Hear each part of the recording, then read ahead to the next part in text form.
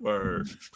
PC fam, what's going on, y'all? Welcome to another episode of Chill with Chill. It's the playoffs. Y'all know what time it is. It's high, very, very, very, very high intensity. We had one really good game yesterday, and another game that was basketball. But we'll talk about that. Chill, how you feeling? The thing I like about this, Ox, is like when you get to the later rounds. Like the stuff that you saw in the first round, you ain't gonna see in the second round. The stuff that you see in the second round, what? You're not gonna see. Okay, so defense is different. Guys' games go higher. So, for example, I was very much hesitant about J-Dub. So I'm watching J-Dub be a lot more aggressive than I saw him in the first round. I'm watching him be a lot more aggressive than I saw in the regular season. And the reason why is because when you get to the next round, what you got away with in the first round, you're not gonna get away with that in the second round because you're playing against a better team. So you're playing against a Denver Nuggets team that you didn't have to see Aaron Gordon as much. I mean, you saw Triple J, but you didn't have to see Aaron Gordon having to deal with you. You didn't have to see Christian Brown. You didn't have to see their rotations. You didn't have to see that stuff as much. You just see different stuff going on in the next round that you saw that you didn't see. That's why your level of play has to increase. Oh yeah, we're gonna talk about the Aaron Gordon effect too. We're going to get into that for sure. Chill, before we get into playoffs, though, I want to talk to you about somebody that's been quite vocal. You know, there's been interviews and discussions. I want to talk about your man Pat Riley down there in South Beach. What's going on? Well, I mean, he was talking about, you know, the Jimmy Butler era. It was pretty much just saying how much he really cared about Jimmy. He loved what Jimmy did down there. Talking about how he has the picture in his office of Jimmy, you know, bent over the scorer's table when they were trying to beat the Lakers, and you know he couldn't breathe. Talked about missing that shot in Game 7 and against Boston in 22, and how much he thought Jimmy was going to make that shot, and how much he agreed with that shot, and just pretty much showing Jimmy love, but still tough love too, and saying that he doesn't regret saying no, that he's done it before and he'll do it again, basically. Yep. And he also said 80's the new 60, and he loves he loves being involved. Chill, what do you think about this from Pat Riley? Do you think he's kind of coping a little bit, or do you just think he's just the old school guy with old school values? So first of all, 80 is not the new 60. 80 is 80. You old, coach. So let's relax on that right there. 80 is still 80. There's nothing different about it. I know we got technology, and you can get a new knee or you can get a new shoulder, anything like that. But 80 is still 80. 80 is still 80. With that being said, Ox, we get wrapped up a lot of times in when guys play for organizations that when it ends, quote unquote, when it ends bad, it's the organization's fault. First and foremost, Jimmy Butler was paid handsomely when he signed that extension when he got to Miami. So with him doing what he did for them, 100%, took them to the NBA championship twice in 5 years, took them to the Eastern Conference championship 3 times in 5 years, made the all-pro team. Of course he's going to develop a relationship with the front office. Of course he's going to develop a relationship with the Miami Heat, and it's going to be good. But it's the organization's job to look past that and look to the future, because again, I'm not going to be 25 forever. I'm not going to be 30 years old forever. I'm going to get old. And as I get older, you have to start looking at what's beyond Jimmy Butler. And that's what Pat Riley did. Pat Riley looked at what was beyond Jimmy Butler. And at 35 years old, I'm not giving Jimmy Butler at 37, 38 years old, $55, $60 million. Riles couldn't see doing it because it would cripple our organization. Does that mean that we didn't have a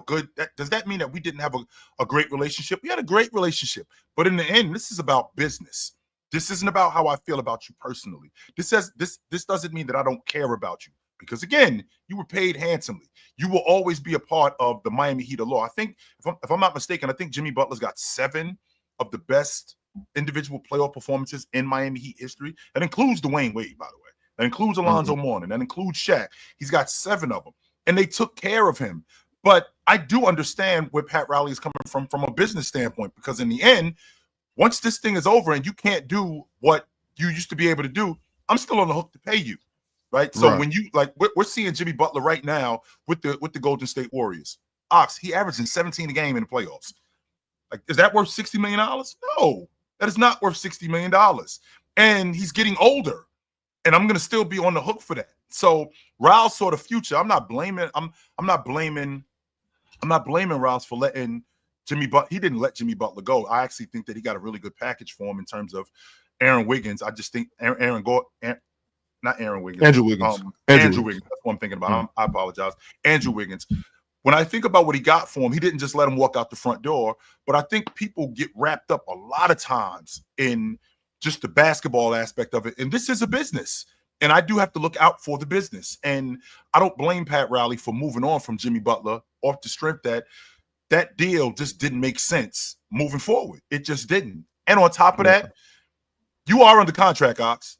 So if you're under contract, I'll see you next year. Right. That's what he said. That's what he said too. He said, back then, like when I was coaching, you lose, you take it on the chin, hit the beach. You know what I'm saying? Go home and be quiet. You know what I'm saying? Yep. Keep your mouth closed. Come back and get to work. You know what I mean? Yep. And I know nowadays people are like, oh, that's disrespectful. How you gonna tell me? But that's just what it is, though. You know what I'm saying? A lot. There used to be a time when you kept, family problems in the family. We don't talk about stuff like that outside. You know what I'm saying? Like, that's a fact. I'll holler at you. You know what I mean? Yep. Like, come sit down in the living room. We'll talk about it. We don't go outside running our mouth like that. And he said, but he did say it's just not like that no more. Today's different. And I do understand, getting with the times, but some values just to me shouldn't change. You know what I mean? And like that, you know what I'm saying? Keeping family business in the family. You know what I mean? Like that should never ever that should never be compromised at all. You know what I mean? And I don't believe in thank you money though. You know what I'm saying? I don't believe in thank you money. Like when I go out to eat, I tip. Sure. You know what I mean? That's as far as thank you money goes with me. Yep. You know what I mean? Like if you do your job, you get paid. You know what I mean? So I don't believe in well, we went this far, and now you should pay me some more money. Like, nah, I paid you for that. That season, you got paid for that. You got paid handsomely for that. You know what I mean? So I do, and like like Pat Riley said towards the end of the conversation, he was saying, I wish Jimmy the best, and I hope deep down that he wishes me the best too. Yeah. So I hope that's just what it is, something like that, because it turned into a big fiasco this year. If Luka Doncic wouldn't have got traded, that whole Jimmy Butler situation was really, a headline. You know what I mean? Well, you said it yesterday, Ox. Nico Harris let us off the hook. Nico Harrison. Nico Harrison 100% threw a grenade in the middle. He threw a grenade in the middle of the quad. Yes, he did. I'm not lying, chill. That's because the season really it wasn't going that great to me. And obviously, there were talks of views going down. It was just I didn't know what was happening. And then Nico came through and blew it up. Right in the middle. Nico changed. Oh, he saved the season, chill. Yeah, man, no doubt about that. Now, I know some people might be upset. Now, to your point, I disagree with you in the aspect that I do believe in thank you money if it works for us. So, for example, what the Lakers did for Kobe Bryant, them paying him that $50 million over the last 2 years. Well, we get the farewell tour. We're gonna make that $50 million that we paying him. We're gonna get that back times 10, just off of that right there. So that does make sense in that aspect. But if it doesn't make sense where I'm just paying you this and it's going to cripple the organization, then no, I'm not doing that. And Jimmy Butler, in terms of him being in legacy talks, Jimmy Butler, in terms of him being in like all time, when I say all time great, I mean like top 10, top 15, top 20. When we talk about him in those aspects, I mean, he's not in that kind of conversation. So in terms of thank you money, same thing with Klay Thompson. I mean, they were going to pay him. They 100% was going to pay him. He went to Dallas for the same money. He just wanted more money. That's all it was. I mean, they were going to pay him. He just went to Dallas for more. He just went to Dallas off of principle. He thought that he should have gotten paid more. I thought that the way Pat Riley handled this thing, the fact that it got out in the public, I do understand that it could be a problem, and I do understand that we live in a space where there's mass media, and it's pretty difficult to keep things under wraps. So I think that the best way to handle stuff like that is to keep that stuff at a minimum. Stuff's going to get out, Ox. That's just part of it today. And to your point, when you talk about, in-house stuff or family business not getting out in the public, okay, family business doesn't have to get out in the public completely, but some family business is going to get out. We got leaks in the house, like stuff like that is going to get out, but they don't have to know everything about what's going on. So, but to your point again, I mean, Nico Harris, he definitely pulled out that grenade and said, let me throw this right in the middle of the quad and let me blow this thing up. Right. Chill, I got somebody that wants to holler at you. I believe they might be trying to get ahead of the ball here. I think they might see something coming, something happening, and they want to make sure that they can, you know. I'll let this brother speak for himself. What's up? What we got? Uh-oh. What up? What's up, y'all? What up? What up, y'all? Just what up? Making some Saturday brunch. How y'all doing? So is the chef in the kitchen? Is the chef in the kitchen cooking? Chef is fully in the kitchen, y'all. I'm over here. Is he in the kitchen? Kitchen cooking? Dog is fed. You know what I mean? I got the house this weekend. You know what I mean? Sometimes you get a house to yourself for once. You want to take care of yourself, so I'm making food. It's about to be a great day, bro. I'm not gonna lie to you, bro. I got some sausage and bacon on there from Waffle. What's on your mind, brother? What's on your mind, brother? No, man, I just want to come here and talk to my friends, bro. You know, I watched some of the playback after on YouTube. Yeah. Hey, man, look, you know, me and you are hoopers. You know what I mean? Like, chill, 97. You know what I mean? Like, you know what I mean? We're all hoopers up here. Sometimes you got to empty the clip, and that's honestly what yesterday felt like. Chill, you just got to empty the clip. No matter what, you got to get the shots up, and you got to try to get it in. And chill, man. Again, y'all know. This is, by the way, this is for the grease, so the grease don't pop. Sure. y'all know. All year we talked about this team, bro. Yep. Chill, bro. I picked them to win the series, chill. But if they do chill, man. First of all, wait. You're talking about your Nuggets, right? We're talking about the game yesterday. Yeah. Mm-hmm. Okay, yeah. Mm-hmm. If they win this series, are you picking them to go to the NBA Finals? Man, that's tough. Like now, the Warriors, the Wolves series is the question. Sure. Obviously, that's their biggest nemesis, but I think they got a chance to win it. But they're gonna have to overcome a lot of things. But I think some of this is like, are they gonna be able to close? Remember, two of the games yesterday they lost. They lost off the Russell Westbrook foul on Naw, and then they had the Jamal Murray got hit in the head by Randall in a concussion. They were up 10 with 3 minutes left, and then he went out in the game. And then they lost that game. So really, it should have been 2-2 this year. So, I mean, I think that would be the hardest matchup. But chill, the Warriors can win. If the Warriors win, bro, I'm not going to lie to you, chill. I don't even want to go that far. I just want to talk about, like, this series for me, chill. Sure. If they're able to overcome this, and Ox, by the way, welcome to Chill with Ox at Chill Time on Saturday. If they're able to get this series, man, sure, they might be able to go 3-1 tomorrow. Sure. How crazy would that be, y'all? Mm-hmm. Sure. And it would really put Oklahoma City in a bind if they were to do that. Really put Oklahoma City in a bind. Have you guys lost 3 games in a row this season?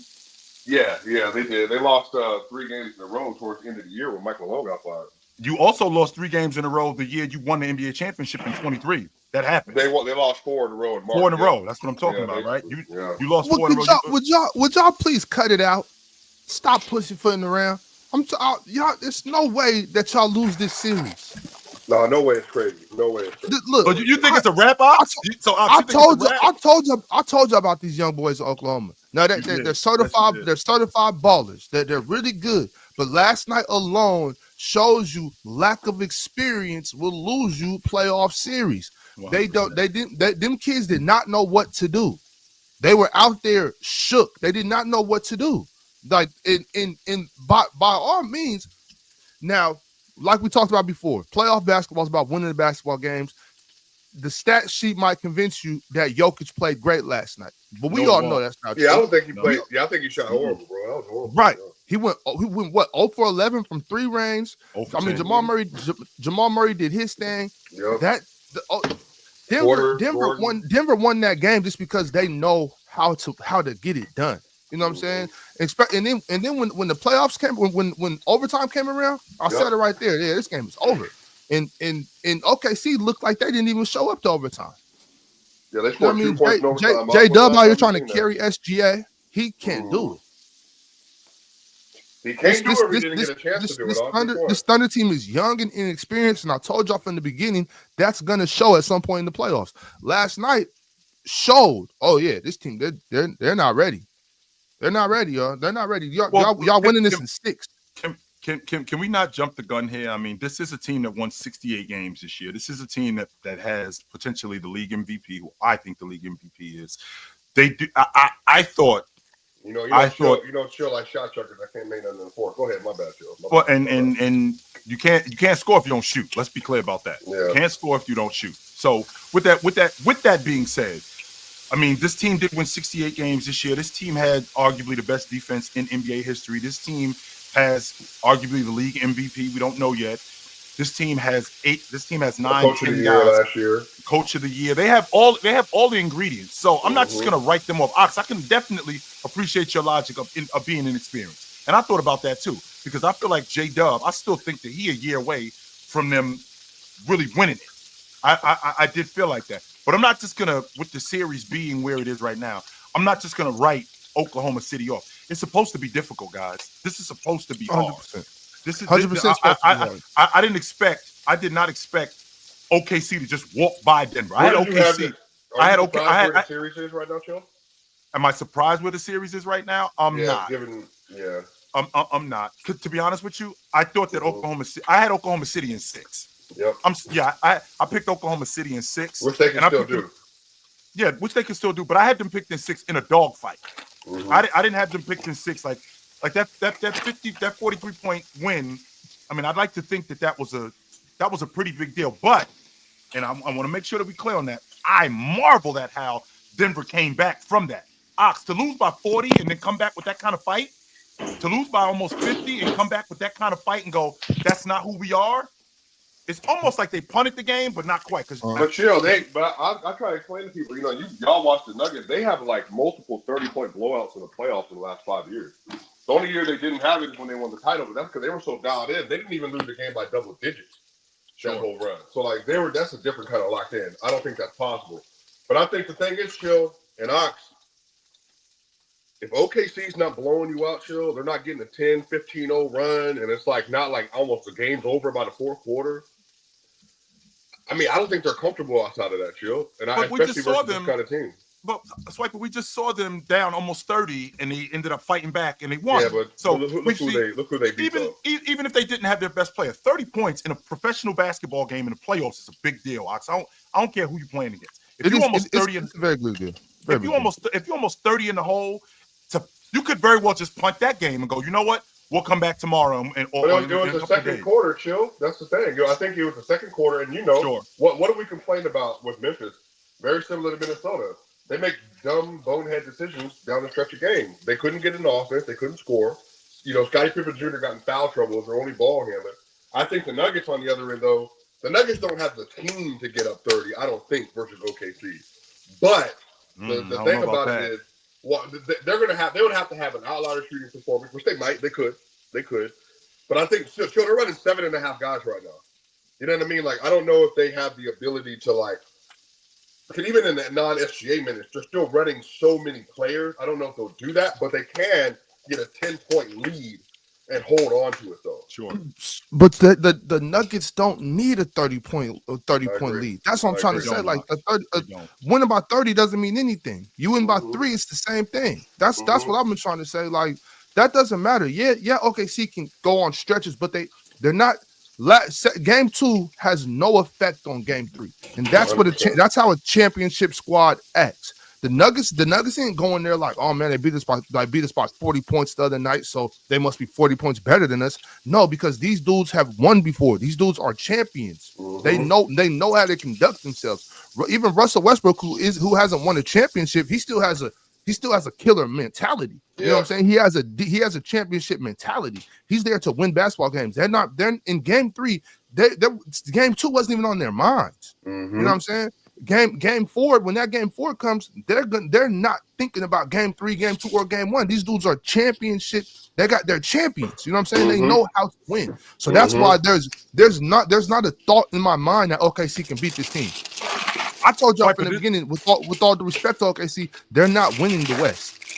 Swiper, you understand why Ox was the way he was with you when you were talking about how these guys were, like the way they were playing, like these guys were unplayable, like what they are now. Like, this is a damn good team y'all got. Now, you might not have been playing up to snuff in stretches, but this is a damn good team you got with Murray, with Aaron Gordon, with Christian Brown. I mean, this might not be the same team in terms of age, but this is the same team you got in terms of personnel that you had 2 years ago. Sure, MPJ could barely lift his arm, and I'm not going to argue that point. But I can tell you one thing, it doesn't look like it's affected his shot. It does not look like it's affected his shot at all. He's still been money. Well, yeah, he wasn't game 3. Yeah. I think he was 4 for 6 on I think he was 4 for 6 at the long ball line yesterday. 5 for 6. 5 for 6. Yeah, 5 for 6 at the long ball line yesterday, making tough shots. So real quick though, Swiper. I know you're busy. I don't want you to run yet though, Swiper. I got something. I got something going on right here. Chill. I hope you don't mind. Swiper, I'm gonna bring somebody else up right now. This fella has been actually looking for you, Swiper. And I don't know if it's about any ruckus. I think he just has a question for you. I'm gonna bring him up here so that he can get his question to you. I don't want to be relaying messages. I'm gonna let Cowboy Bob come up here and speak for himself. Now, fellas, with that being said, we do got a show going on still, so we can't draw this out to a 5-10 minute situation. Sure. Cowboy, I'm gonna ask you to ask your question. Let's answer it. Y'all can go back and forth, discuss it, and then we're gonna move on. So let's get straight to it. Cowboy, what's going on? Salute. Thank you, Bob. Thank you. I just got a quick question to ask you. I've been waiting to try to talk to you. And salute to everybody. Salute, Chill. Real quick, I just wanted to know, what do you think about Tibs as a coach thus far? Because I remember in the season you were talking about the minutes and how he was using the rotations. And I just wanted to know, how do you feel about it now after you've seen what happened? Because for the most part, I noticed that you have a tendency to reevaluate things after new information. You talking about me? No, I'm talking about old boy Swiper. Okay, sure. Yeah, I think I still don't like how Tibs has done this thing, but this has been a 12-year argument with Chill. This goes back to Derrick Rose, that I don't like the way he has his rotation since the Jimmy Butler, Todd Gibson, days. This is a long time I felt like this. So I just think Tibs is super reliant on the starters in the regular season. But I think, to the point, Cowboy Bob, in the playoffs, you got to do what you got to do. And they got 7 players they're running with Juice McBride and Josh Hart, and then the starters and the Mitchell Robinson. So you got to do what you got to do. Like, that's what the Nuggets are doing right now. But real quick, just because I know I don't want to harp on it too long. But the real reason why I just asked you that question is because Tibbs' advantage in doing that is allowing these guys to get real time minutes, and the best way they can work through their mental lapses is in game. In practice, they don't work as hard, but in game, they have to. So with him with the minutes and stuff, can't you say that drew this team closer in less time to be where they're at now? And then y'all can continue talking. But I don't want to take up too much. I don't think so. I personally don't think so. I think that Boston is just collapsing down the stretch, and New York is taking the game from them, especially Brunson. So, and then they're playing really. We gotta have a conversation. We gotta have a conversation when we have time, man. Because I want to break it down to you to actually show you that playing with people together actually helps you out. Because here's the thing: with all those time limits, how long did Brunson play last series? 37 minutes, 38 minutes. So you see what I'm saying? In the middle season, when we had more time, he was allowing everyone to play heavy minutes. So when it comes to playoff times, they're already ready. Look at how they're playing. But again, like I said, I don't want to take up.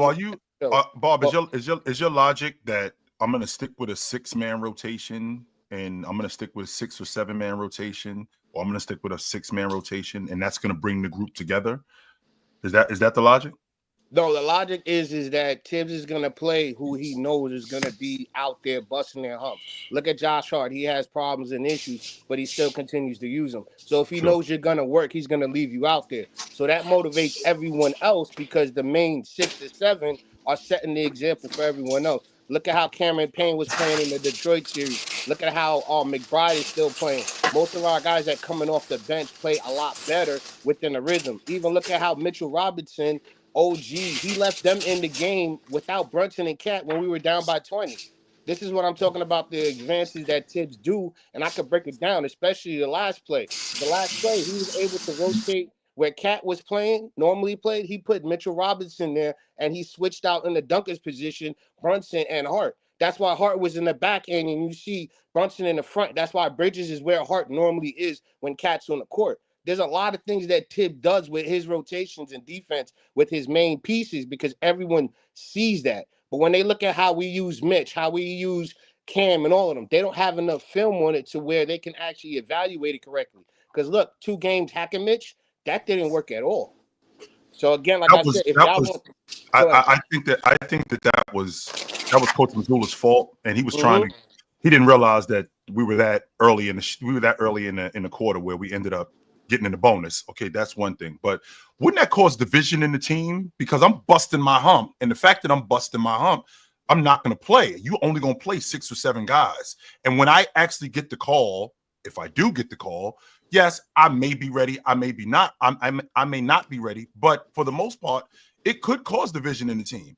Unless we already have this understanding, I'm only playing 6 guys. I'm only playing 7 guys. And the rest of you guys, I got 8. I got 6 cheerleaders. I got 6 or 7 guys, and I got 6 cheerleaders. But what happens, and here's the biggest problem that I have with this logic, Bob, what happens when you keep that rotation, but then that rotation gets figured out? And then you have to dig deep into your bench, and those guys aren't ready. And the reason why they aren't ready, because you haven't played them. And you're not getting the same effort. That's not true. If you look at how Huckapoi didn't play for about 20 or 30 games before he got hurt, and then we got him in for 5, and then he got hurt. If you look at everybody that he puts in, they're so well driven in their head what they have to do that they actually look better. Look at Precious. Precious even looked good against Boston. He didn't mess up. He actually contributed on defense and on offense. So, like I said, if y'all got time, let me know. And I always wanted to talk to Swipe about more things, but I know, Bob. All right, brother. Good to talk to you, brother. No doubt. Go New York. Go New York. Go. All right, Cowboy. Sir. All right, Swap. Do you have anything else you want to get into on your squad, or just wanted to check in? Shout out to y'all, man. I'm here to support, bro. You know what I mean? I support my 2 burgeoning entrepreneur black men that you are, man. Keep doing big things in this world, bro. Shout out to y'all. Sorry, everybody in the chat, man. Yes, sir. Yes, appreciate you, fam. Yes, sir. All right, brother. No doubt. Cowboy Bob, we gotta get my man Cowboy Bob a different hat. That Wicked Witch of the West hat ain't gonna work. We gotta do something else, yo. Nah. we gotta figure something out. I told Cowboy Bob they couldn't come on the show without that hat, but that ain't the one right there. We gotta do something else. That's not it, huh? No, that ain't. We'll work on that. We'll work on that, Cowboy. That's all I'm saying. And Cowboy Bob is my man. But we gotta do something about that hat. That wicked witch of the West. That hat ain't gonna work. Nah, we gotta do something else. No doubt. Okay, let's get back to it though. So I want to know, you know, we got to talk. We right there, just there. We got to talk about a little more. Boston Celtics, who are the defending champs. We all know that, right? If they don't get a victory today, that repeat thing is out the window. They're not coming back from 0-3. Okay, y'all. We can just get that out of here. All right. So I want to say, hypothetically, let's say that the Knicks show up to Madison Square and handle business at home like we'd expect them to. Who would benefit the most then, Chill, of being the new championship, the new champions? You know, like obviously everybody benefits from winning the ring. But who needs it the most, Chill? Of all these guys left, all these teams left. So that's Indiana, New York, Cleveland, Minnesota, Golden State. Who else is there? Oh, yeah, OKC and Denver. Of those teams, of those star players, who needs that ring? Who needs that Larry O'Brien trophy to come back home with them? Who needs it the most? Who needs it the most? Wow, Ox, that's a tough question. Because I think that there's different levels for these guys. Like, for example, if Anthony Edwards were to win the NBA championship this year, well, number one, I think that puts him, I think that supplants him in the top 10 conference. That puts him in the top 10 players in the league, 100%. Even with them playing the way he's been playing so far this year. That's because they can't win it unless he gets better. He's going to have to get better, and I think he knows that. And I think that he will get better. I don't think that him playing the way he's playing, right? I don't think him playing the way he's playing, they could win the NBA championship with him just play. Because he's been a 7. And like I told you, Alex, when we first started the show, when we get to the later rounds, you're gonna run into better teams. And what I was doing against the first round team, that's not gonna work against the second round team. What I was doing against Golden State, it's not going to work against Denver. It's not going to work against Oklahoma City. It's not going to work against them. And if I get to the NBA championship, it's not going to work against the Celtics or the Cavs or the Knicks. That's not going to work against these guys. So my level of play is going to have to change. And if he gets to that level, I think clearly his level of play will have changed in order for them to win it, right? So with that being said, I think that would supplant him solely in the top 10. I think that with him now being not necessarily the face of the league, but I think that would move him closer to being the face of the league. I think that he would be a guy that the NBA would definitely push harder to be the face of the league. Great game, super duper athlete, good looking guy, playing in a smaller market. I think that they would expand that market for him. So kind of a jerk off the court though. Well, he's got his issues, but we could clean that up. We can. No doubt. We could clean that stuff up. We can get with some people and it's like coming into your crib box and you get an interior decorator. All right, let's take these pictures down. Let's get rid of that couch. And I feel like we can clean some stuff up with him. I think that he would benefit. 23-year-old kid. I think that he would benefit, but I don't think that he would benefit the most. So Jason Tatum, if they were to win the NBA championship and they win it in back-to-back seasons and him playing better with that Celtic allure, with the fact that Bill Russell wore that uniform, Bird wore that uniform, Havlicek wore that uniform, and the fact that these guys, Paul Pierce wore that uniform. Please don't let me leave out Paul Pierce. Paul Pierce wore that uniform. Kevin Garnett wore that uniform, right? The fact that these guys were what they were and they did what they did, and for you to surpass in terms of championships, because championship is just checking one box, right? Be able to say that I did it in back-to-back seasons and I was the best player on the team and I completed the job, won the finals MVP, won the NBA championship, finished top 5 in league MVP votes with that Celtic jersey on. I think that we would have to start talking about him differently because winning does matter. That does check a box, especially off the strength of you being first team All-Pro for the 4th straight year, right? You being first team All-Pro and going into next season, I also think just like Anthony Edwards would be supplanted. I think like Anthony Edwards would be supplanted in that top 10 conversation. Ox, you already know how I feel about him. So there would be a different conversation about him. It would have to be a different conversation about him, especially if he got better especially if he got better within these playoffs and they won it. But I think the guy go ahead. I think that the guy who would benefit the most from this, of all the guys, that includes Brunson, who being in New York and the superstardom that it would now become, that includes Curry, that includes Halliburton. I think the guy who would benefit the most from this in terms of a legacy, because we haven't found out who the league MVP is yet, and I think the guy who would benefit the most from this would be Joker. Because what happens if, like you just mentioned to me, Ox, well, we haven't found out who the league MVP is. What happens if Joker wins the league MVP? On top of him winning the league MVP, then they get by Oklahoma City and they win the NBA championship. Ox, that's 4 league MVPs in 5 years. That's two league titles in 3 years. That's 2 finals MVPs in 3 years. We got to talk about this dude different now. Now, the uncomfortable conversations that other people aren't prepared to have, now they get shoved in your face. Now we got to start talking about this dude. We got to start talking about the rest. I talk about Doc and Moses and Jerry West and Steph Curry and my top 10 guys all time. In addition to those guys, I think Joker So most important is just winning that championship. He's not going to win the MVP. That's SGA's. So if he does just win the another ring, if they win another ring, but no MVP, is it still the same thing? But I think Joker's already pretty much solidified that he's gonna be talked about in all-time greats. Most people already have him a top 10 center all time. This ring, will that do that for him without the MVP? The reason why I feel like it would, Ox, because we're still in his prime. Like, we're not in like year 16, year 17, where we're on the end of it. And you just 29 years old. Yes, sir. Okay.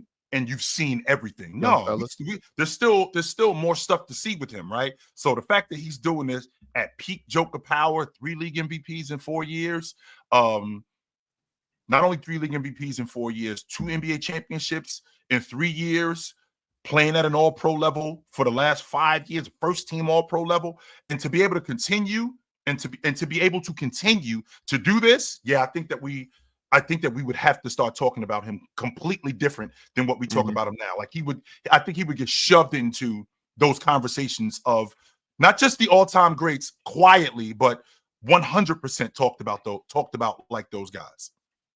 I would have to say, Chill, I want to talk about Jimmy Butler. Sure.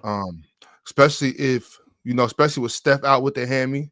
So if Jimmy and the Warriors can get through this Minnesota team, I think that's going to have to be largely on the back of Jimmy Butler. Not necessarily meaning he got to come through like he did against Drew that time and drop 46. Sure. But he's going to have to Jimmy. We're going to have to get at least 25 plus from you. You know what I'm saying? Yep. I need you to play that top tier defense. I need you to keep the guys engaged and keep going. So if Jimmy were to able to help the Warriors get past this team and then knock off either one of OKC and Denver, and then beat New York, who's gonna win the East? Yep. Chill. I think that does a lot for Jimmy Butler, especially with what he just came from in Miami, what he did for Miami, even though they didn't get any championships over there. I think that'd do a lot for Jim. I think it would be different for Jimmy considering him being the man, but to do it in the Western Conference, to do it with an even lesser team. Because if I'm being honest with you, if you take Curry off that team, this Golden State team ain't as good as that Miami team. I'm gonna say it. I don't think so. I do not think that this Golden State team is as good as that Miami Heat team with Tyler Hero, with Tyler Hero and buckets and Bam and Strus. I think that Miami Heat team is better, and it's better coached. On top of that, so with that being said, for him to do that with less than talent in the Western Conference, with not just less than talent, but in the Western Conference against, and I'm not going to say a tougher road, but the road to get there is hard. And then to end up winning the NBA championship, we would have to talk about Jimmy Butler differently. But I think that the guy who would benefit the most from this, because he's the one that's in the biggest legacy talks, and that's Joker.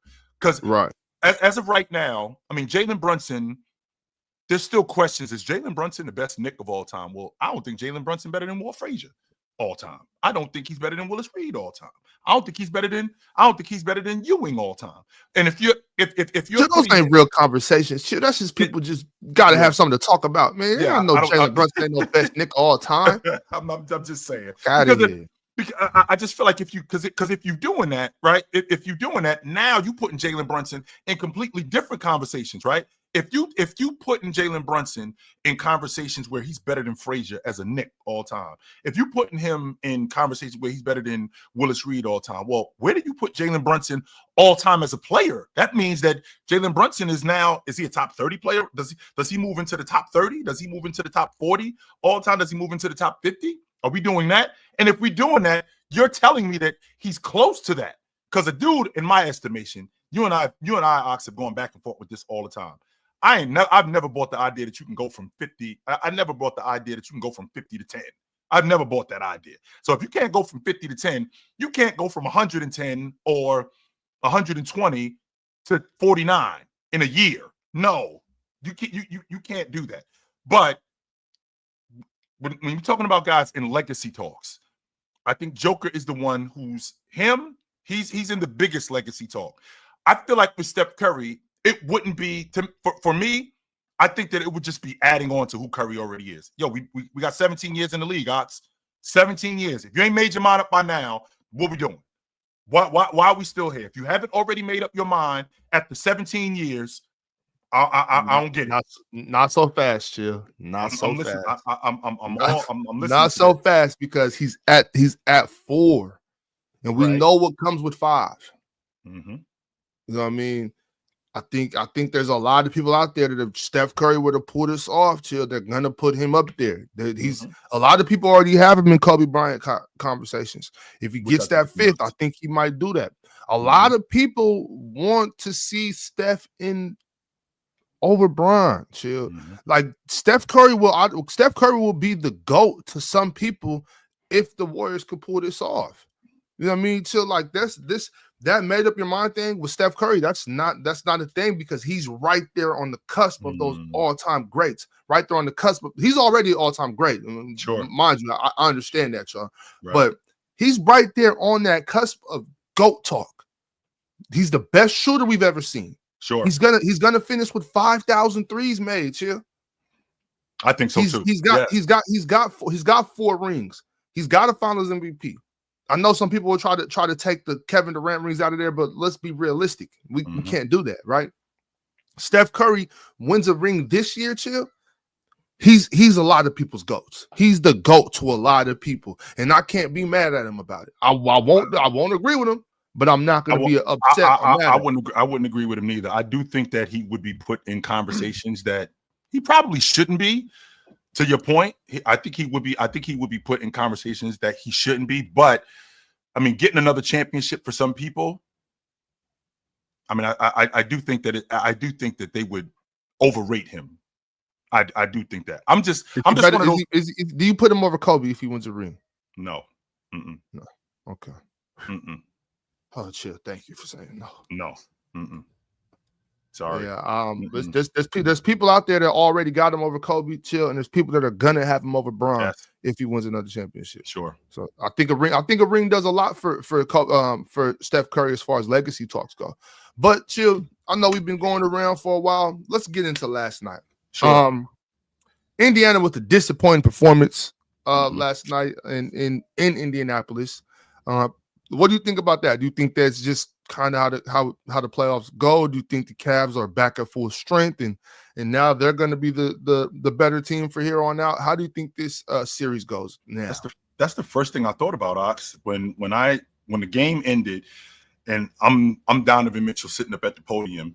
That's the first thing that I'm saying. Well, I got my guys back, and the fact that I got my guys back, that makes this series way different than what it was before I had my guys back. Now, I'm not going to negate that you had game 2-1. You had game 2-1, even without your guys. Game 2 was won. You gave that game away. You completely left that one on the floor. And the fact that you have your guys back, I mean, that does help. But let's not forget that you gave game 2 away. With that being said, Donovan Mitchell is averaging 41-7 in this series. So this is 100% a carry job. We do this all the time with guys. Carryability, I believe the word is that you use, Ox. This is 100. This is This is the perfect example of carryability. When I'm watching that game yesterday, and I'm watching them go up 20, and I'm watching them throw Indiana in a hole, and here comes Indiana. They cut the lead to 11, and what happens?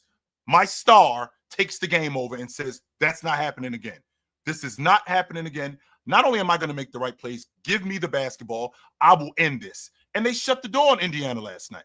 Now, I did not expect 41-7 out of Donovan Mitchell. I did not expect 40 out of him. I did not expect 35 a game out of him. Even though Donovan Mitchell has shown me throughout the course of the year, throughout the course of his career, that he does get busy in the playoffs. He 100% has shown me that. Sir. But with that being said, he has been nothing but stellar in this series. His ability to knock down open shots, he gets whatever he wants around the rim. His finishing at the rim has been fantastic. Not only has his finishing at the rim been fantastic, him getting other guys involved. I can't tell you how many wide open shots that I saw from Wade and Max Strus and Sam Merrill that he created. This is our primary ball handler, our primary play. Darius Garland is our primary ball handler. But this guy, the ball handler that he is, the playmaker that he is, the things that he does to enhance other guys, where it's almost like if you can't do this, you shouldn't be on the floor, because he makes it so much easier for the rest of those guys. He had a play yesterday where he went down the lane where he had Dean Wade wide open in the corner, and that's been going on all year with him. That's why I've said in the past, I think that's the separation between him and Anthony Edwards. I think Anthony Edwards is a more athletic guard. I will never argue that. But I feel like the separation between Donovan Mitchell and Anthony Edwards is stuff like playmaking and the understanding of when to get guys involved, when to take the game over, what shots to take. When I see that sort of stuff from him, it's almost impossible for me to not marvel at how good he is. Now, what I can't mistake is I can't mistake Cleveland overall as a unit. Their defense. They went into a 3-2 zone last night and shut the door on Indiana. Right? Shut the door on Indiana. I think Kenny Atkinson did a great job coaching. I think he outcoached Rick Carlisle last night. I do. That's why he's the coach of the year, Chill. Kenny Atkinson is a hell of a coach. Yes. Hell of a coach. I think that he did a great job last night. And I think that he did a great job last night in adjusting, and not just adjusting with knowing that Max Strus has it going and keeping him on the floor, but also when he moved Donovan Mitchell off the ball and moved Ty Jerome onto the ball, which now got him open. Why? Because they're doubling on Donovan Mitchell. So now Ty Jerome is open. Ty Jerome has more opportunity to operate, which now gets him going. And I love that about him. That's an adjustment that a lot of coaches wouldn't make. And when you put your team, this Cleveland team specifically, in that 3-2 zone, and you make those guys and you make those guys spread out, and then you put both Allen and Mobley on the back on the back side of that 3-2 zone, and these guys are as you would say, Ox, get big, get wide. That rim looks like it's in the stands. Right. That rim does not look like it's right there. That rim looks like it's in the stands. And they didn't have an answer for that. They didn't have anybody on the baseline. They didn't have anybody in the middle of the zone. And the reason why they didn't have anybody in the middle of the zone, because we got somebody in the middle of the zone. So I thought that he did a great job in coaching last night. I thought Kenny Atkinson did a great job in coaching. I thought he did a great job in his rotations. And I mean, we got a series. We 100% have a series. So I think game 4 on I think Sunday or Monday, I think they play game 4. I think that's going to be stellar, and I don't think Indiana has an answer for how they're going to slow Donovan Mitchell down. I don't. Yeah. Sure. I want to know, because we briefly spoke about the OKC Denver game. We're going to talk about it a little more again. I want to know. First, I want to ask you about Darius Garland, because he played 25 minutes last night. He had 10 points, I think 3 assists. He got in foul trouble. What do you think about Darius? Do you think he looks like he's ready to keep going? You think he's going to be able to be impactful through the rest of these playoffs? Ox, I was watching the 98 finals, and your man, Scottie Pippen, could hardly walk. And what did Jordan say? Just stay out here with me. That's all I need. I just need you to stay out here with me. If you could just stay out here with me, that's all I need. And I feel like with Darius Garland, that's all Donovan Mitchell needs. Just stay out here with me. That's it. And make yourself, that's it. Just make yourself a threat. And the fact that he was out there, he could still knock down open shots. He still did a good job in taking care of the basketball, right? And don't forget, he hadn't played in a while. That toe injury is a lot more difficult to deal with than people know. But with that being said, the fact that I'm on the floor and I demand the attention that I demand, that just opens up so much more for Donovan Mitchell, for Evan Mobley. I mean, I saw that because Darius Garland looks really good still with that toe injury. He's still moving pretty good. And that weekend pass he dropped off to Evan Mobley on the baseline last night was fantastic, right? So when I got stuff like that going on, even if it's only for 20, 25 minutes, if it's only for that little bit of time, that's plenty, right? That I feel like that is plenty. So this injury may be a lot worse than I think it is, but he's clearly powering through it. And the fact that he's on the floor, that gives them the edge. Yeah, Chill. That makes sense when you say that. I wasn't thinking about it that way, but that's real. Like I used to back in the day, I used to have this moving company, like moving service. I used to move a lot of like refrigerators and stuff like that. Sure. And like so I used to always let my son when he was real little, just man, come ride with me. You know what I'm saying? Yep. Or my girl, like, come on, you can ride with me. Knowing I can't lift no refrigerator or done, but man, just ride with me. We gonna get this done. So I like that. I like that analogy, and I really do think D Mitch, since last year too, really trying to bring DG, like, man, come on, bro, you know, my little man, you know what I'm saying? Just stick with me. We gonna get this done. I like seeing the Cavs play basketball. I definitely think the Cavs are gonna win this series. I like this. I like this playoff basketball. Chill. The question I did have for you though was a guy out west. I associate these guys together just because of that shootout. You know what I'm saying? That shootout they had back in the day. That's Jamal Murray and Donovan Mitchell. Theater. Now I know D Mitch is averaging, 40 this series right now, but he has lost 2 games. Sure. Jamal Murray, on the other hand, they're 2-1. These whole playoffs, first round included, Who do you think is having a better playoff series between Jamal and D. Mitch? I think Donovan Mitchell, and okay. I that doesn't negate what Jamal Murray has been doing, right? I think that 2-man game between both him and Joker, it still works. Even after all this time, it still works. Donovan Mitchell just looks so much more precise. He looks in his decision making. He looks so much more grounded. He looks so much more precise in what exactly is that he wants to do. And because he's doing that, it just looks so much better. And what he's producing, in like I said, with shooting over 45% from the floor. I think he's shooting over 40% at the long ball line. I mean, he's been nothing but stellar in this. And he's one of those guys that I've been watching in the playoffs that I feel like that's not to negate Jamal Murray, but I feel like when Donovan Mitchell has the basketball, I just feel like something good's going to happen. Always. I don't feel like that there's anything that can't be done with Mobley on the floor, with Allen on the floor, and when he has the ball, especially the way he's been using Mobley. And like a lot of people don't talk about how good their pick and dive offense has been all year. Nobody talks about that, and it's just gotten better as the playoffs is going on, right? And the fact that he's got his guys back, the fact that he's working with Mobley, the fact that he's working with Jared Allen, it just looks so much better. So if I had to pick between the two of them, I think it's Donovan Mitchell. Jamal impressed me last night. Jamal always impresses me.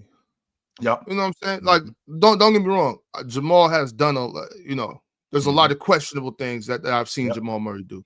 But Jamal Murray is such a big shot maker. He's so composed. I know we were talking about it yesterday, Chill. And I said it during the playback. You know what I mean?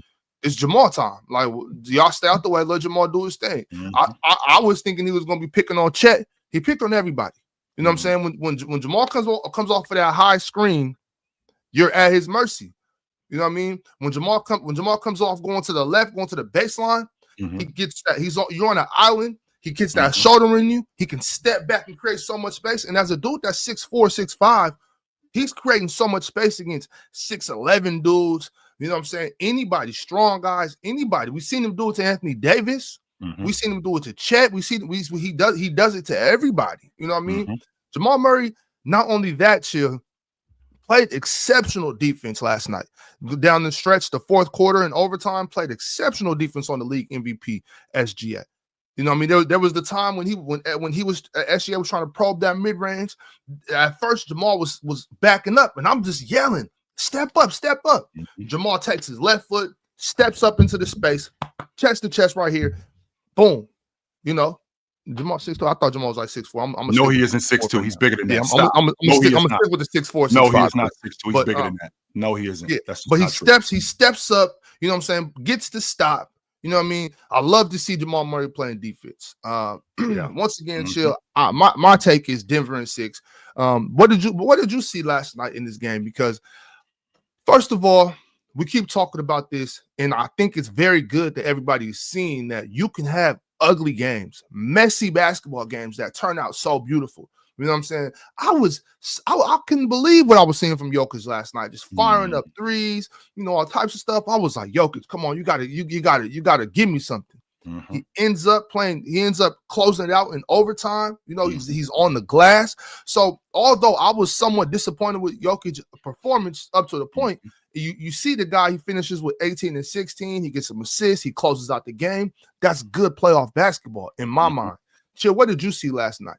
I saw a collection of guys making tough shots. I saw a confident Aaron Gordon decide that I'm gonna put my footprint on this game, and I felt like he did that. I don't think that we talk enough about what MPJ did, 5-6 at the long ball line with a bad shoulder, and a lot of those shots that he shot were hands in his face. He shot one I believe he shot one in the second quarter. J-Dub was right here. J-Dub was right here, and he still knocked it down. And that's with a bad shoulder. Christian Brown has been nothing. Christian Brown has been nothing short of stellar on defense for me. And I just feel like offensively, I expect what I expect from Jamal Murray. I expect Joker to be fantastic as a distributor, as a playmaker, as a rebounder. But we get wrapped up a lot of times in these guys always being awesome in the playoffs, and they're not. Right? They're not always awesome, but they have to put their footprints on games. And I feel like Joker did that yesterday. And what I did see that I thought was awesome, Ox, as I saw the fact that Joker kept going. Joker didn't shy away from what was going on. Big fella, I know your shot's not going in. We still going to you though. The offense is still going to run through you. And he made it clear that that's fine. Bring the pill over here. We can still run the offense through me. You can still run action off me. I'm still going to keep shooting. I think he went 8 for 25 yesterday, 0 for 10 at the long ball line. That's fine. And the reason why that's fine is because number one, you can't score if you don't shoot. That's number one. Number two, he is such a threat offensively to score, and all of these guys on his unit know that, but he's also an even bigger threat as a distributor. So the defense knows how big of a threat that he is to score. That offense, they work off of him so well. I catch Jamal Murray diving to the rim. I catch Christian Brown fading to the corner. I catch Christian Brown when the action is coming, when action is coming around. I know for a fact that I know for a fact that he's looking for me. That's going to cause me to cut harder. That's going to cause me to run faster on breaks when he rebounds, because I know he's looking for me, right? So when he does that and they do that, I mean, you get the result that you got yesterday. And I'm taking my chances with the best player in the league. I'm taking my chances with him in the games. I mean, they outscored them 11-2 in the overtime. So yeah, I mean, that's my type of hooper right there. That's my. I'm talking about Christian Brown. That's my type of hooper. I like that kid. You know, at Kansas, I didn't know. I mean, I saw him at Kansas. I liked him at Kansas, but I didn't know he was gonna be able to play in the NBA. You know what I mean? So like, I didn't know he was gonna be able to rock like this in the NBA. That's a tough kid right there. He's not out there doing no type of bullshit until he is there to win basketball games. He is there to put his forehead in your chest and play defense. I was funning around a little bit with Penn yesterday, and I was just like, could you imagine Christian Brown guarding peak Kobe Bryant? I'm just saying, like, I love SGA, but come on, man, we got to stop this Kobe Bryant stuff, man. Exactly, 100%. Yeah, but yeah, man, yeah, that was a good basketball game. I enjoyed it. Shout out to Aaron Gordon. Aaron Gordon does not shying away from making big shots. He's not shying away from clutch baskets. I saw him switch on to SGA and make SGA give the ball up yesterday, and then come down and knock down a big three. This is a legacy run for Aaron Gordon with these clutch performances. I'm talking about that's 3 game winners if you ask me. That last night, that was a game winner if you ask me. Yes. I mean, because they go down 3-0 if he misses that shot. I'm sorry, they go down 2-1 if he misses that shot. 100%. They go down 2-1 if he misses that shot. No doubt. Starting with the dunk in game 4, the shot was that game 1, and then that 3-point shot right there in game 3. Yep. Man, Aaron Gordon has 3 game winners these playoffs. If you ask me, I know that went to overtime and they did, but they wouldn't even win the overtime. But then I'm more so impressed with that defense. He switched on. I think it might have been Jamal. Jamal was actually guarding him. AG runs up like, move. You know what I'm saying? Go over there. They switch off. AG gets up in SGA, moves his feet, bang, I beat you there. Beat it to the left, boom, step up again, I'm in you. SGA had to move past the ball. Like, when I'm saying that, and I've been telling y'all, I mean, I'm just really high on AG in the way. I love AG, always have. That's what I'm talking about right there. That's what I want to see.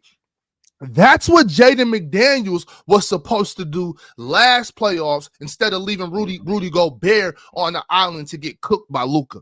He was supposed to go up there, step up. I'm the defender on this team. And I don't know if he would have stopped Luka. I don't know. Luka probably still would hit the shot anyway. I don't know. But I'm just saying. You know what I'm saying? That's what I want to see, what Aaron Gordon did last night. Shout out to them. This Nuggets team, I'm telling you that this series is over. Let's get into some super chats though, y'all. Let's get into some super chats. What we got? First, from we got Lauren from Brooklyn.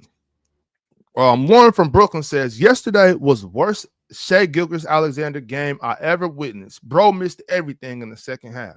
Really? Wow. Just so you know against just so you know again. I want to say it. I want to say game 2 or game 3 against Memphis, 2 for 8 in the fourth quarter. So like you guys are quick to talk about. You guys are quick to talk about. Yesterday was the worst. He was 10 for 29. I want to say in game 2 or game 3, 2 for 8 in the fourth quarter. This has been going on with SGA. This is 100% been going on with SGA. SGA has not been lights out in these playoffs. No, he hasn't. No, he has not. Not at all. But I mean, SGA is still the MVP. He's the MVP for a reason, y'all. Kareem says Jokic played worse than Tatum has in the second round. What does Jokic need to get more comfortable scoring and passing? 1 to 2 turnover ratio. Yikes. Yeah. Yes. He does have. I mean, he had 8 turnovers yesterday. He definitely has to do a better job in taking care of the basketball. 100%. And I mean, we don't talk about. This is what I was just saying to you, Ox. We get wrapped up in these stars being awesome all the time. They're not. I've seen stars not be stellar, but the team still wins, and we kind of negate what the stars have done. And I mean, as good as Joker is, and like I said, those dudes operate off of him, and he stays engaged in the game. But you can have a bad game and still win, but we still have to recognize that. Right. We have to recognize that. I almost forgot about those turnovers, man. Jokic was coughing up that pill last night. Yeah, 8 turnovers last night. 8 of them. It was 8. It wasn't. It was 8. Okay, I thought you got to 9. He was trying to go for a quadruple double last night. He wasn't playing. He was. I'm talking about Butterfingers. Okay, let me see from Jamal Williams. Jamal Williams sent the member chat. Jamal's been a member for 19 months, man. We appreciate you, Jamal. Thank you for the support. He says, shout out Pat for standing on his nuts. Jimmy almost got walked down by Clippers up 3 games and do nothing in the finals. And Pat saw this and said, nah. Absolutely, Jamal, against the Celtics. And I'm on record saying it. If Jason Tatum doesn't turn his ankle in those first 3 minutes, those first 30 seconds of that game, they smoke Miami in that game 7. They don't beat Miami. They smoke them. And it's the biggest collapse in NBA history. That includes what happened in the 2016 finals. To be up 3-0, in the Eastern Conference Championship and lose, that's never happened in NBA history, ever. 100%. Yeah, we got to take it a step further. Not only would the Celtics have won that, they would have also won the championship in 2000. They won the NBA championship? Wow. Oh, for sure. They spanked Denver. With confidence like no other. That's interesting. Yeah. My man Almighty Scambo says, would not be fair to talk about SGA struggles without mentioning the defense Jamal played on him in the 4th in overtime. 100%. Cavs in 6. And Christian Brown too. Yep. And Christian Brown, the defense that both of those guys played on him. SGA was looking to get to his spots, and I feel like they knocked him off balance to get to those spots. And they were already Jamal Murray in particular. I don't give Jamal Murray enough credit for the defender that he is in stretches.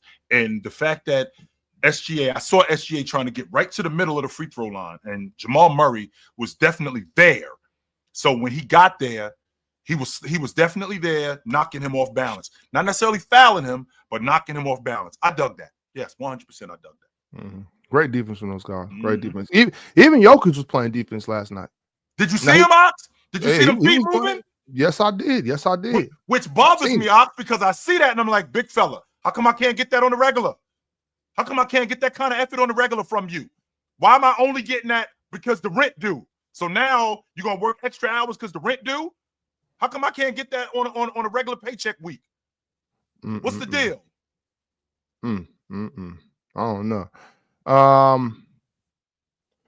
Trig 1211 says Jokic haters foaming out the mouth in the chat. Probably so. That's what haters do. That's 100% what they do. Cowboy Bob, AG can't jump. I'm still laughing my ass off. Go New York, go. I don't know about that.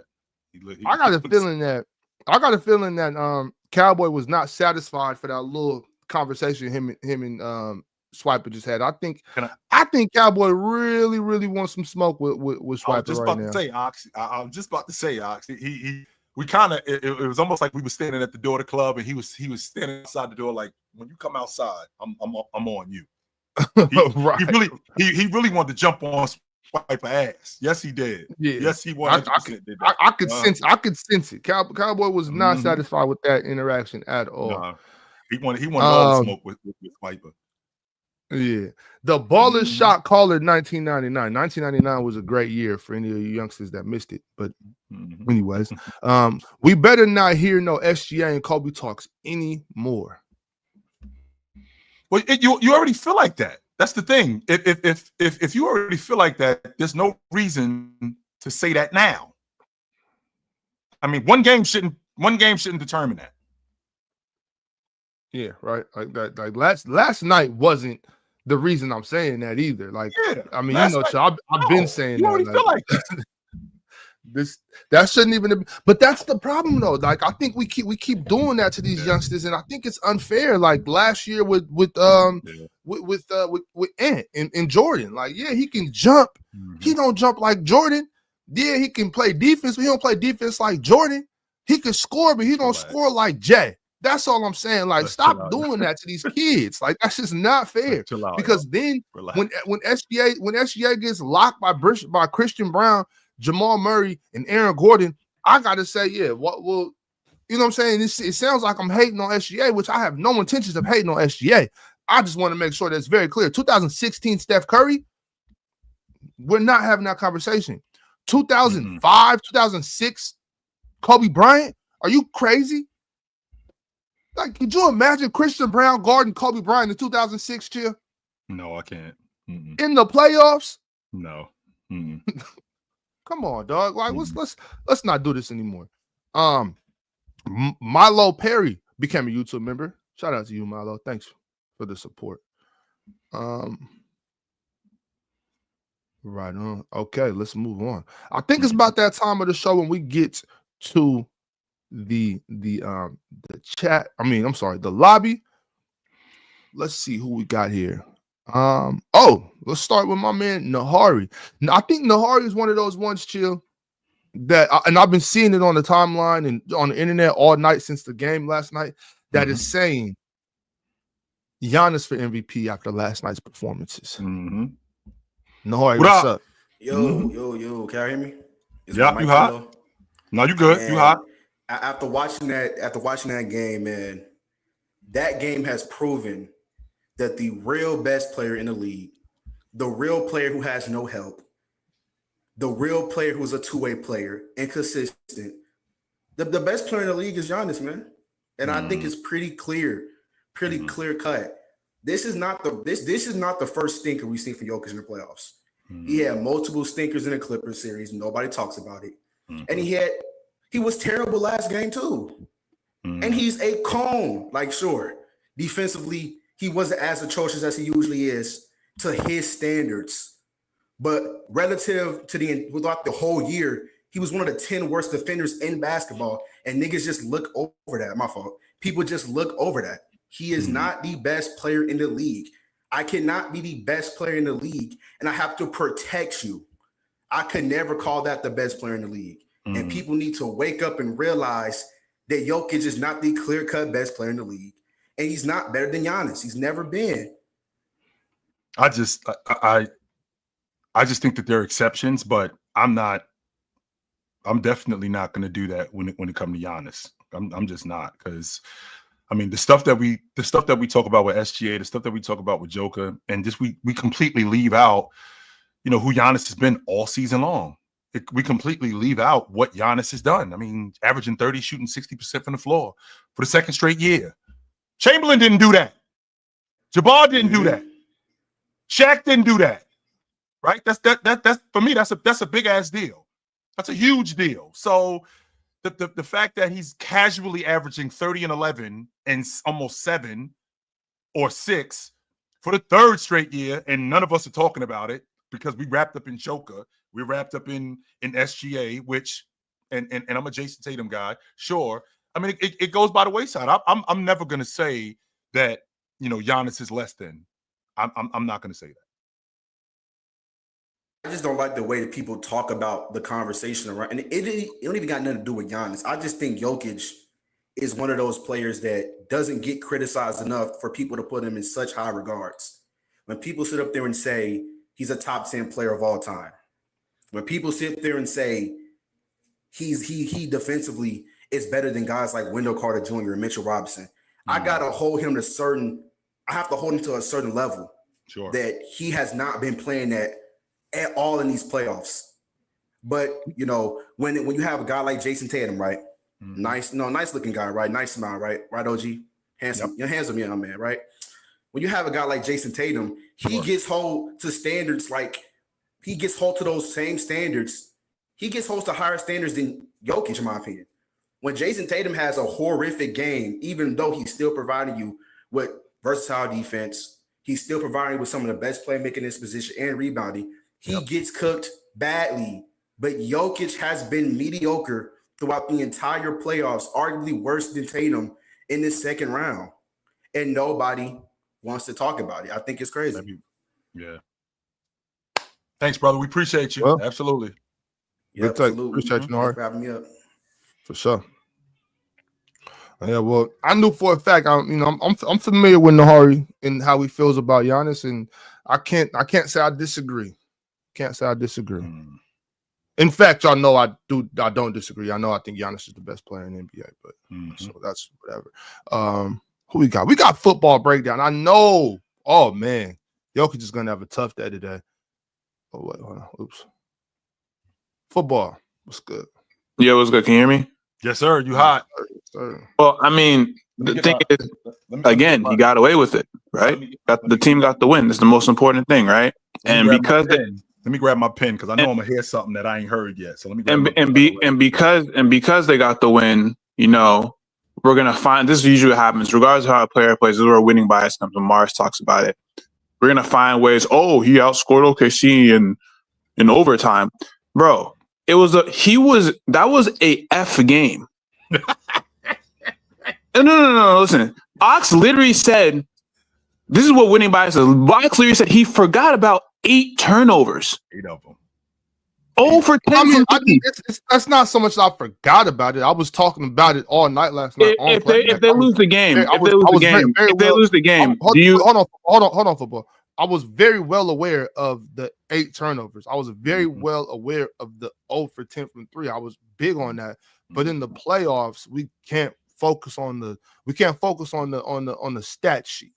You know no. But the only reason you're not focusing on a stat sheet is because they won. That's the reason. Well, that's what the playoffs are about. I know. You have to win the basketball game. And look, winning bias is not a thing. Winning bias is what sports are. I know. I need y'all to stop saying that word. Winning bias is what I'm aware. Sports that's what competition is all about. Wait.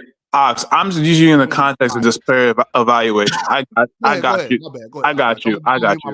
But what I'm saying is, like, the thing that annoys me is we can evaluate players and evaluate the performances. Like, it's a good thing that Denver won. Their role players stepped up. Aaron Gordon's been super clutch this year. Jamal Murray had a great game. Love the way Christian Brown has played. But like, when I hear comments consistently where, oh, Jokic, greatest offensive peak ever. Jokic, same passer as Nash. Since like game 7, I'm pretty sure Jokic has averaged like 6 to 7 turnovers a game. Game 7, he had 5 turnovers. Game 1 this series, did he have like 6? Yeah, I think it was game 2. He had 7 of them. Yeah, game 2 he had 7, and then he has 8 this. And it's not like he's getting 16 assists. Like, you know what I'm saying? So, and this is what I was saying. Not Ox. Remember that conversation we were having when I was saying, does Jokic create advantages, or does his team was? And I was talking about that Phoenix game when you had those 20 assists. And I was like, when you play a team that doesn't cover the dives to the basket, that doesn't cover transition back, I'm like, when he actually has to initiate and create those advantages, is he creating those advantages, or is his team creating those advantages and he's capitalizing off of breakdowns from the defense? And as soon as he plays a defense that doesn't break down, look what happens. He played against Zubac, who's a competent big defensively. Look what happens. He's playing against a decent defense. Look what's happened to his passing. Again, I'm not saying Jokic is not a great player. All I was railing back against was putting him in tiers in terms of some of his skill set. He's not a Nash level playmaker. Can we stop? He's not a Nash level passer. He's not a kid level passer. I'm with you on this. He's not on that. He's not a Chris Paul level passer. Can we please that's all I'm saying. Like he's a great passer. He's just not quite there. Football. So when I was up here and I'm fighting for my life telling these dudes because these dudes are trying to tell me that he's in the same category with Stockton. And no. But he's been very loose with the ball, and to have this many turnovers and to miss. You know, it was the first time in NBA playoff history someone missed 10 threes and had 8 turnovers, and they still won. When was the last time? Has it ever happened? It's never happened. 0. So these many times it's gonna happen. Ever happened? No one's missed 10 threes and had 8+ turnovers in the game in playoff history. And it's interesting you bring that up too, football, because I'm also here, and Ox can attest to this. I'm also here fighting for my life. So can you imagine if Jason Tatum had these many turnovers and shot? But they won though. That's why. And his team won like what I would have to listen to. Oh wait a minute, that is going on though. No, but they won though. And then this is the last thing because I know there's a lot of people. Shai was so selfish. A part of being great is recognizing when you don't go out going, and especially when your teammate has it going. Why didn't J-Dub get more shots in the fourth down the stretch? Get him the pill. That's the most disappointing. But it wasn't that fact that Shai played bad. Is I can tell he was trying to be the guy in the moment. It was like an ego stroke. I'm like, bro, Denver's not even playing that well. It's the same shit. Like, nothing annoys me is the post-game analysis when a team wins and now we have to create this narrative as if the team that won still play again. Again, the Knicks to me haven't even played that well. Boston's playing really bad down the stretch. You get to 20, bro. Ox. It's not about playing well. But it is though. It's the process of what you're. No, it's not. It's not. It's about winning the basketball game. It is, but you have to play well to win the game, man. Clearly you don't. You only have to play well if you care about conversations like this. If I'm on the basketball court, I don't care what Football Breakdown and Ahari and Ox and Chill are going to get up tomorrow and say about my game. I want to win. I'm talking about as a team, though. I'm talking about as a team. I understand what you're saying. I understand what you're saying. I 100% understand what you're saying. And mind you, discussing basketball is a great thing. I do it every day. I love doing it. But I also understand that my opinion on what Nikola Jokic did last night means absolutely shit to him and the fact that they won that basketball game. Because the win is the most important part. That's the most important part. And in the playoffs, if we're playing bad and they're playing bad, I need to win. That's what's important. Yes. Now, mind you, 8 assists, can't look past that. I'm not trying to throw Jokic any bill. Y'all know that's the last thing I'm gonna do. On top of that, I think that he has about 5 playable teammates. I think this is an amazing basketball team. But what I'm not gonna do is sit here and pretend like those 8 turnovers matter, because they don't. Okay, they don't matter in the terms of them winning, but when we evaluate like this disingenuous stuff that Swiper does, don't let him get away with it, Joe. Because I'm sick of it's like he's gonna mid his way through this playoffs and then I don't have a playable team. Like, bro, chill out, bro. But yeah, Shai, we're not midding through them. I mean, he is 30-13 and 10 in these playoffs, shooting 50, 40, 80. That's going on.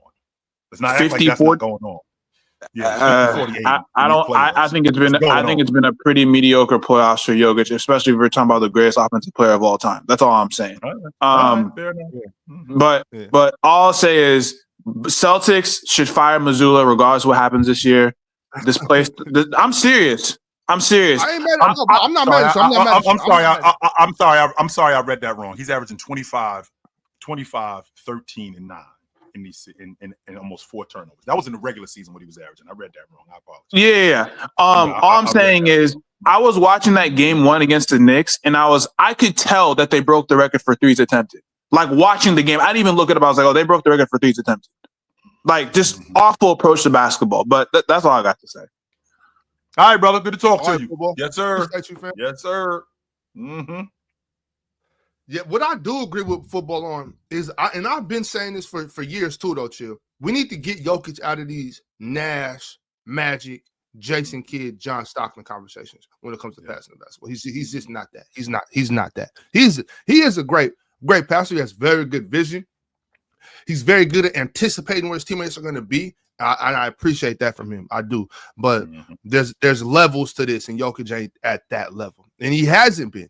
He's never been. It's not just yet last night in the 8 turnovers. He has never been at a Jason Kidd, Steve Nash, Magic Johnson, and who else was that?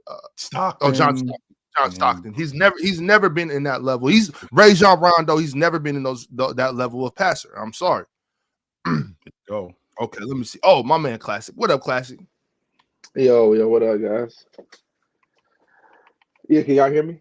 Yep, you have. Yeah. I just want to talk about the Nuggets and Celtics real quick. And man, like last night is not the night to criticize Jokic. And I agree with you, Ox. They gotta stop this term winning bias. Yes, he didn't have a good offensive game, but Jokic played great defense last night. And that's the only problem I have with Jokic is people praise him whenever his team play bad and then they lose and he has a great statistical game. But last night I was impressed with how he played defense. And he showed me like, okay, even when he don't have a good offensive game, he can still trust his teammates and he can still get the job done and play great defense. So I don't have no problem with what Jokic did last night. My problem is that would have been Tatum. Everybody would have been like, oh, no, his team carried him. And I still think last night showed me that Denver has the best roster in the league. So these lies that Swiper was pushing that he's been carrying them and this ain't the same team from 23. This is the same team. They had the best roster in the league. And Ox, you were saying, you said imagine what Kobe Bryant would have did to Christian Brown. You're right. He probably would have destroyed Christian Brown. But I tell you who he wouldn't have destroyed. If you put Peyton Watson on Kobe, I bet you Kobe gonna have a tough night. And I think Peyton Watson, he's like the next Kawhi because I can see him becoming like one of the best. Not one of the best defensive wing in the game.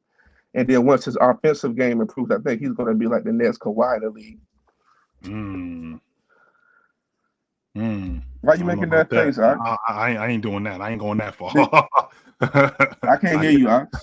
I ain't going. I said, you know, good and goddamn well while I'm making that face. You came up here and told me that Peyton Watson is the Kobe stopper. Did you see that block he had on Shaq in the paint? A guy that's like almost a foot taller than him. That's just called timing your jump. It's only a few people that can make that block, and I think he's one of the few that can do that. There's only a few people that can make that block. That's only a few people that can make that block. What he did, Chet is right there in the paint, and he's blocking him off vertical. At the rim, by the way. At the rim. You know what? Be that as it may. Let's say that only a few people can make that block, which is just timing your jump and getting up there. I don't think that has anything to do with guarding Kobe Bryant. I got but I don't want to get too far. And then just real quick with the Celtics, man, like this is the game they gotta win. And Chill, you crashed out on me the other night, man. But I'm trying to tell you, man, I really do think that Luke Kornet can change this series, man. Even if he could, Luke Kornet's not going to be the difference in them winning and losing. He's not. But Chill, why did they get to a 20-point lead whenever he was in the game, and then Mazzulla took him out the game, and the Knicks started coming back? Can you explain that to me? Oh, sure. They got to a 20-point lead because the Knicks couldn't make shots because the Celtics defense caused a lot of trouble, and they turned the basketball over. They had 4 straight trips where they got nothing. 4 straight trips where they got nothing. Where the Celtics ended up getting something when they went on, I think it was a 12-0 run, and I think Luke Kornet, Jason Tatum had him dive into the basket for a layup once. Sure, Luke Kornet is on the glass, but so is Al Horford, so is Jason Tatum, so is all those other guys being on the glass. Luke Kornet is not the difference in them winning. I'm not going to say that he's not a part of them winning. I'm not going to say that. But you're talking to me like he shouldn't be like Porzingis, because I already know how you feel about him. Porzingis shouldn't be on the floor, and Luke Kornet should be playing more. I've seen Luke Kornet, not very good touch around the rim. I've seen Luke Kornet get caught up in switches. I've seen Luke Kornet be a negative on the glass from time to time. He's good in stretches. I'm not going to do what you're trying to do, which is overrate him and make him more than what he is. I'm not doing that with him. My star, I've said this to you already, my star has to produce. I saw it last night with Donovan Mitchell. I didn't see that with Jason Tatum. That was the difference in that game. Because I don't think the Celtics roster is really fitting to Tatum's skill set. because people keep talking about all this spacing, and you know how I feel about spacing. The spacing is overrated. I think Tatum is great in the pick and roll, but when you have all this spacing, he doesn't run the pick and roll like that because now they're trying to go iso ball because they're trying to take advantage of the spacing.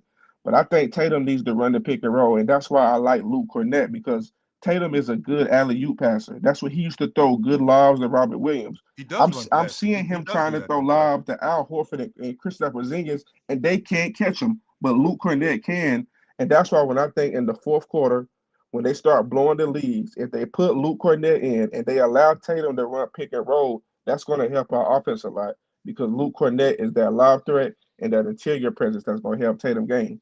And I've also seen Luke Cornett get a bunch of putbacks off of Tatum misses because Tatum's going to shoot no matter what. That's just the way he likes to play the game. He works on his game a lot. So I can't blame him for taking these shots when he probably spends hours in the gym taking these shots. Okay. All right, brother. All right, classic. Appreciate you, Yeah, fam. but we're gonna see tonight though. But y'all have a good Yes, one though, we man. are. This afternoon, Yeah, we 3:30. will. Oh no, we won't. No, we won't. I was gonna say, we'll be on. I'll be on playback tonight doing the Warriors game. So Yeah, if Luke Cornett have a 2020 game, man, I'm gonna try to get up there. Hey, Luke Cornett have a 2020 game. Get him in the lineup.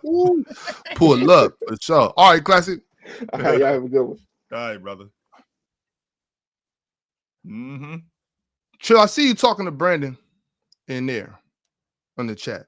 Brandon will be up here in a few minutes. I know we're running short on time. We got Brandon. Brandon's coming. At least he said so. Leaf, what's popping? Yeah, I think I feel a lot much better than what I felt the other night. I was talking about the other day how it's a lot of non-closing going on in this playoffs. That's not the case with the Denver Nuggets. The Denver Nuggets have figured out how to win what I like to call the ugly games. You talk about the 8 turnovers. You got to credit that to what we are looking at, one of the best defenses that we've seen in probably the last 20-something years in the Oklahoma City Thunder. That's what they do. They force turnovers. I'm not. I thought that would be the biggest problem in the series too. I did think that. It seemed like it's a problem, but after all of the turnovers, after all of the bad shot making, after all of their defense, the Denver Nuggets is still weathering the storm, and they still hanging around in these games. And they pretty much got this idea in their head that we have some of the best closers on our team. We still got we have some of the best shot makers late in games on this team. We still have Jamal Murray. We still not Nikola Jokic, and we have Aaron Gordon, who is looking like the best late game performer in this postseason. If we want to talk about it, bro, like the shots that he hit late in that game, the game time shot to send him to overtime, and the shot in overtime, the dunk that the game winner dunk in the game winner that he had in the game one. I mean, he looking like the best fourth quarter performer in this damn postseason. Sure. The Denver Nuggets. Well, I mean, there is Jalen Brunson, but I hear what you're saying. It is Jalen Brunson and it is Tyrese Halliburton, man. I mean, we could go down the list, but at the same time, what I believe is that the Denver Nuggets has figured out how to win games in multiple ways, and that's the recipe of a team that could go late in the playoffs and go do things, even when the games are ugly, even when the stat sheet don't look too great, even when the shooting don't look too great. They're figuring out a way to stay in these games. Meanwhile, OKC, teams like OKC, the Cavs, and Boston, they want to beat the hell out of you. They don't know what to do in these late game situations, and I'm starting to figure it out. I'm starting to figure out what they really are. They like to win the games comfortably. They don't like to win the ugly games. They don't like to win games down the stretch. And this is what I was explaining to you on Thursday. It's a lot of teams in this postseason that's full of non-closing ass playoff performance.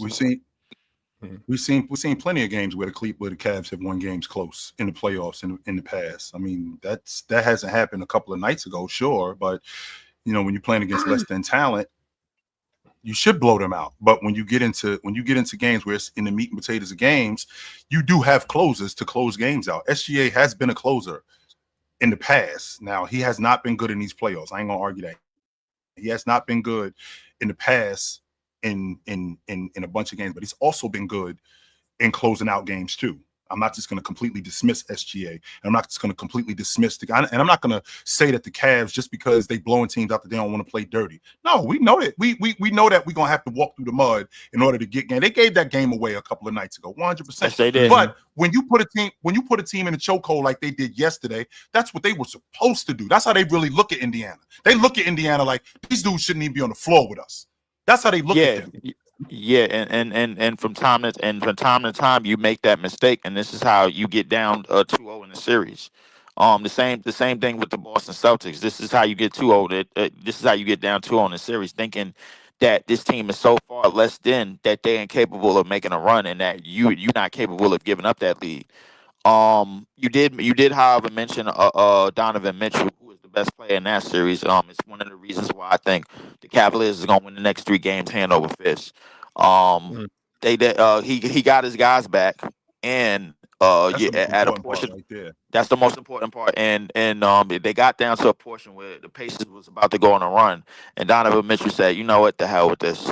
I got to get rid of them. I have to get rid of these dudes, bro. They don't belong on the court with us, bro. Like we are that much superior, and we still got a double-digit lead. They made a run. I think they closed it to winning 12 or something like that, 12 or 10, and Donovan Mitchell said, you know, screw this. I got to finish them off. I got to come with the fatality, bro, like Mortal Kombat style, man, and get rid of these dudes. And he did that yesterday. Yeah, he did that. Yes, he did. Yes, he did do that. Which gives me reason to believe. Yeah, but I said if Indiana don't win game 3, the Cavaliers is gonna win the next 3 games. The Cavaliers, and then I got the Cavs taking care of business. But appreciate you. I got the Cavs 6, bro, and I still got the Nuggets in 5. All right, we got time out. Yeah, for sure. Cheerio did. I hear Cheerio say, "Yo, Cheerio, look, give me 5 more minutes, please." Yeah, just 5 more, Cheerio. Yeah, just give and she granted us that wish. Yeah, and so with that being said, Brandon Katz, I see that you had a lot going on in the chat. Now I want to just hear your take on this, man. Come on, what's up, Brandon? Yeah, these takes about Nikola Jokic, they're so dishonest. So first of all, the game last night was about Shai being complete trash. Jokic didn't even show up for most of the game. And what's interesting is, Chill, this is casual takes by Chill as usual. He talks about Jokic as an all-time great. Jokic was outplayed by a 22-year-old in the playoffs last year in his prime against Minnesota. He was outplayed by Edwards in that second round last year. Yes, he was. Yes, he was. He had Edwards plus minus was 50 points better. He was far better in the games that mattered. Denver could only defend. Then why don't you say the same thing about? No, hold on. I want to get my take up and go. I won't interrupt you when you go. Let me get my take up. Okay, here's the 2 things with Nikola Jokic. Number 1, he only scores at an elite level against undersized or shit centers. Jokic That's against not true. Get him out of here. It's right. Jokic against Zubac barely shot 50% from the field. Jokic against Gobert barely shot 50%. One second, Brandon. Fuck out of here with Chill, are we not gonna let this brother get his whole guy's falling apart? This guy, man, he's a fucking idiot, yo. This guy's an idiot, yo. He is an idiot. This is the Jokic dick suckers falling apart when they get confronted with facts. So here are the facts. Here are the facts. Who didn't say anything last night? No, I'm not going to let you talk. I'm going to do my take up. I don't care. When Jokic played Zubac, you know that Anthony Edwards went 6 for 22 last year? 6 for 22 in game 7. He didn't even bring that up. He didn't bring that up. And you know why he didn't bring that up? He didn't bring that up because he's so one-sided about Joker. This dude is a fucking idiot, man. Get this dude out of here. He only gets busy against undersized centers. He got busy against the defensive player of the year last year. What are you talking about? He got busy against the defensive player of the year last year. What are you talking about? Right. And on top of that, he got busy against Anthony Davis. What are you talking about? Get this dude out of here. Get out of here, man.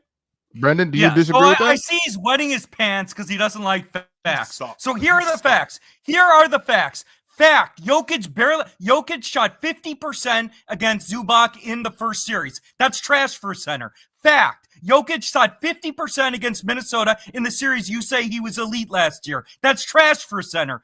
Fact, Jokic shot 50% against Gobert in 2023, the first round. That's trash for a center. Jokic is not an elite scorer against bigger centers. He's not. He's not. And here's the thing. Here's the point that people like Chill don't want to admit. Denver is not a contending team this year. The reason Denver cannot win a Denver was the 22nd defense in the NBA. And Jokic graded out as the worst. Not the second or third. Jokic graded out as the worst rim protector in the NBA. Denver was the 22nd defense. You cannot win a title with the 22nd defense. Chill cannot, and this will cook him completely. Chill cannot name. Let me finish. Chill cannot name a single team in NBA history that won a title with a defense that's worse than 20th. And here's Chill. Can you do that? Can you name a team in NBA history that's won a championship with a defense worse than 20th? No, I can't. But I can name a team that won a defense that was average. And that was the Lakers in 2001. They were 15th in the league in defense. That's average in the league. And they're regarded as the best team in NBA history. Yep. They're regarded, that championship run that the Lakers had was regarded as one of the best teams in NBA history. They were 15th in defense that year. Yeah, right. 15. Well, Brandon, I gave you 5 minutes. Cheerio, let us get those 5 minutes. Thank you, Brandon, for coming up and bringing the ruckus, as you always do. Kareem with the super chat says, Mazzulla is horrible. Mars lied. What's Mars got to do it with Joe Mazzulla? No creativity. I do think Joe could be a little better. I do. Yeah, to say he doesn't play defense. I mean, to watch him last night and say he doesn't play defense at all. I mean, he did compete on the defensive end last night. 100% he did. That was one of the main reasons why they won last night. That was one of the main reasons why they won. And Ox, the last point of this is, it's a good thing we don't play basketball on stat sheets. Man, it's a really good thing that we don't play basketball on stat sheets. Because if we did play basketball on stat sheets, boy, this should be a lot different. Man, thank God for that. Man, it's a good thing. Random Guy Speaks says, ain't no way, bro, said Peyton Watson is the next Kawhi. I'm a basketball casual, and I know, bro, it's straight casual. What's good, Ox and OG? What's up, brother? Appreciate you, Random, as always. Well, y'all, Cheerio only gave me 5 minutes extra, y'all, so we gotta get up out of here. Thank you, everybody that pulled up. Thanks to everybody that came through the lobby, everybody that sent super chats, everybody that watched the show, everybody that commented in the chat. Thanks for doing that. We appreciate the support, and I will see you later on playback to watch the Minnesota Timberwolves take on the Golden State Warriors. Absolutely, guys. On the way out, though, Chill, got anything for the people? Yes. Put on a suit, drink water, don't drink and drive. Hey, man, you know what tomorrow is? It's Mother's Day. Call your mother. Last time you talk to your mother, call your mother. If you're ever in the Portland area and you had too much to drink, call my man right here. He'll make sure you get home. Give him a shout out. So we will see you guys soon. But until then, take it light, but take it. Absolutely, peace, guys. Good to see you. No doubt. Don't forget, man. Playback tonight. Don't be late. It's gonna be a great game. So be ready for that, man. And most importantly, y'all take care of yourself. Drink some water and never, ever, ever, ever, ever drink and drive. Peace, y'all. Absolutely, guys.